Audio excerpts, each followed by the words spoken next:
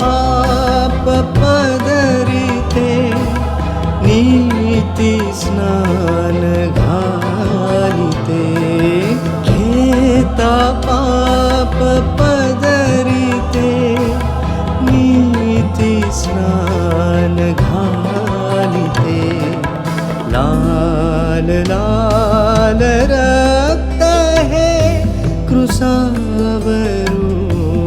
वाहते. प्रभू येशू ख्रिस्ताच्या सर्वश्रेष्ठ नावात आपणास अभिवादन. पवित्र शास्त्र बायबलमधून योनाचे पुस्तक अध्याय 3 व वचन 10 मध्ये असे लिहिले आहे, देवाने त्यांचे वर्तन पाहिले, म्हणजे अर्थात ते आपल्या कुमार्गापासून वळले आहेत ते पाहिले, तेव्हा त्यांच्यावर अरिष्ट आणीन असे जे तो म्हणाला होता त्याविषयी तो अनुताप पावला आणि त्याने त्यांच्यावर ते आणले नाही.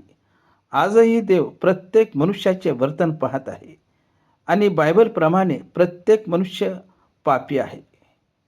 युगानयुगचे अग्नीचे सरोवर हे अरिष्ट मनुष्यावर येऊ नये म्हणून देवाने मानवाच्या पापाबद्दल मरण्यासाठी त्याचा एकुलता एक पुत्र जो देव होता त्याला मानवी देह धारण करून या जगात पाठवून आपली प्रीती प्रगट केली आहे. त्या पुत्राने सर्व जगाच्या पापाबद्दल वधस्तंभावरील शापित मरण सोसले, मानवाच्या पापाबद्दल स्वतःच्या प्राणाची खंडणी भरली व त्याने मुक्ती मिळवली आहे. देवाने त्याला मरणातून तिसरे दिवशी उठविले व स्वर्गात आपल्या उजवीकडे बसवून त्याला सर्वाधिकार देऊन प्रभू केले आहे.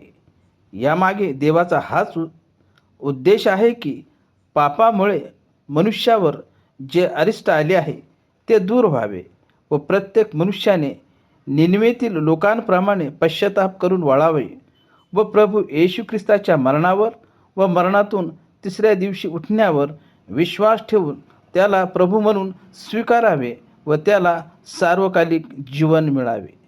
देवाला मनुष्यावर अरिष्ट आणण्यात संतोष नाही, तर त्याने पापापासून वळावे ह्यात त्याला संतोष आहे. देव करो तुम्ही निनवेतील लोकांप्रमाणे कुमार्गापासून वळावे.